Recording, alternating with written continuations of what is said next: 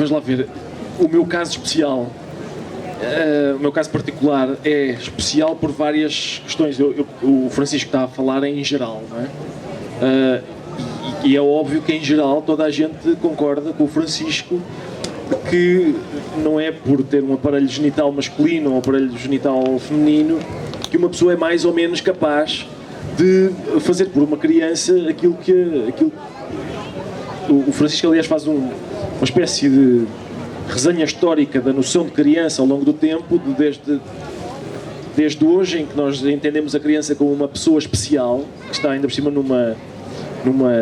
que tem direitos, que está direitos reconhecidos, que está numa fase ainda por cima determinante da vida, que vai ser decisiva naquilo em que a criança se vai tornar, para antes disto, muito antes disto, uma altura em que a criança não era ainda bem uma pessoa, não era exatamente uma pessoa, e por isso a morte de uma criança não era uma ocorrência exatamente, digamos, tão lamentável. E hoje é a mais lamentável de todas, não é? Aliás, há uma parte do livro em que o Francisco diz uma coisa com a qual eu me relaciono, que é a propósito do facto de nós, os filhos, quer dizer, como toda a gente que tem filhos sabe,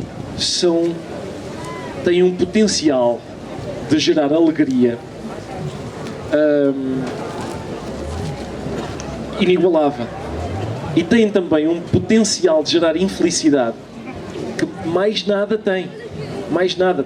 O Francisco, era aí que eu queria chegar, o Francisco diz no livro que depois da paternidade, cada vez que se confronta com, pode ser um desenho animado, em que há um sofrimento associado a uma criança na qualidade de filho de alguém, os olhos dele não têm dificuldade nenhuma em produzir lágrimas.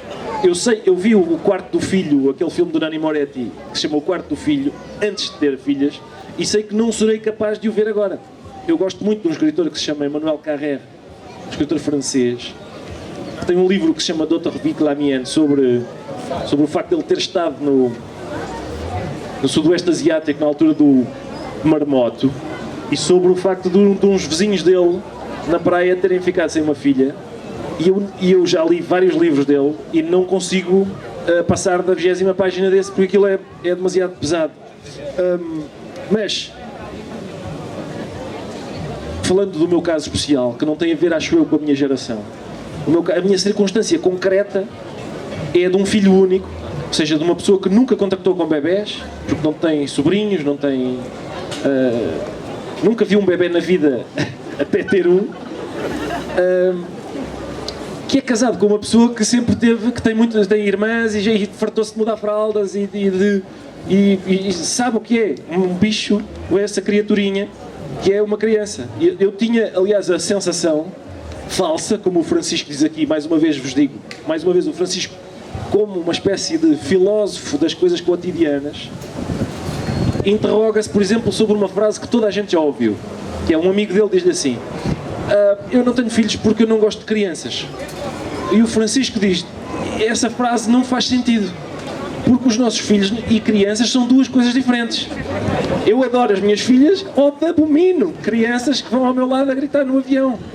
Eu olho para eles e digo: porquê? Os meus filhos são uma coisa, aliás, o Francisco faz uma espécie de hierarquia afetiva: os nossos filhos, filhos de amigos, crianças em geral. E, portanto, na minha família especialmente, dada a minha inaptidão a todos os níveis, eu cito sempre uma frase do Paul Newman. O Paul Newman dizia assim: em minha casa eu decido sobre as grandes questões, a minha mulher decide sobre as pequenas questões. A minha mulher decide em que escola é que os miúdos andam, em que casa é que a gente vive, que carro é que a gente tem. E eu decido quem é que tem razão no conflito israelo-árabe. Essas são as coisas que me tocam. E em relação às crianças, eu sou uma espécie de ministro da cultura lá de casa. É isso que eu faço. Tenho um orçamento bastante reduzido, não tenho poder para fazer grande coisa, mas eu tomo conta da cultura dos livros que se compram, dos brinquedos, das exposições a que a gente vai, dos sítios onde... Essa é a parte que me toca, também porque eu, dada a minha idade mental, consigo compreender as aspirações do público que estou a gerir.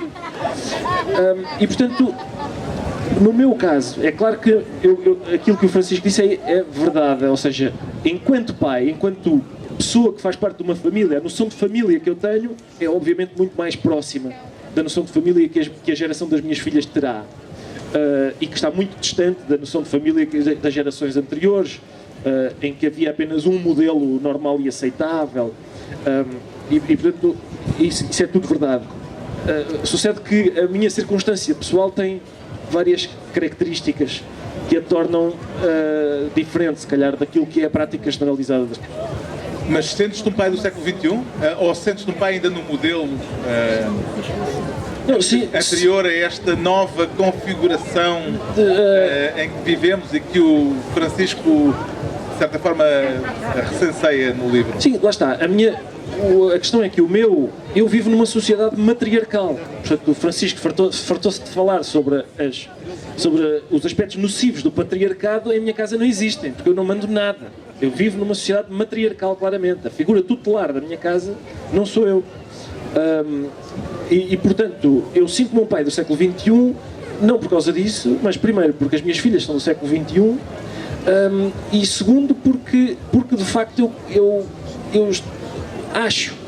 creio estar atento a um outro modo de ser pai que, na verdade, se encontra entre... O Francisco também fala disso, que não é aquele modelo de rigidez dos pais dos livros do Dickens, mas que eu também suspeito que não seja um certo modelo de laxismo que a gente às vezes hoje encontra.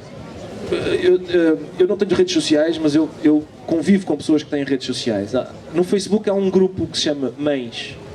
É um grupo em que pessoas que são mães se inscrevem para conversar sobre os problemas da maternidade, etc. Muitas vezes, as questões colocadas, por exemplo, no outro dia, uma das questões era a seguinte: a minha filha andava no colégio Ramalhão, mas agora vai para a C+S de Sintra, porque ela quis. A miúda tem 8 anos. Eu tenho todo o respeito pela liberdade das crianças, mas quem decide a educação de uma criança de 8 anos não é a criança de 8 anos. Na minha casa não é. E portanto, eu sou, ou seja, um pai que se calhar a gente entende como moderno, digamos assim, por causa da minha relação com as miúdas e tal, mas a existência de regras talvez me transforme num pai reacionário. Eu acho que injustamente, porque me parece que as regras não são só fundamentais, as crianças desejam-nas, acho eu. Uma criança que não tem regras sente-se insegura. Uma criança que sabe quais são os limites, que sabe quais são as regras claramente, sente uma segurança que é o inverso, não é falta de liberdade, é o contrário.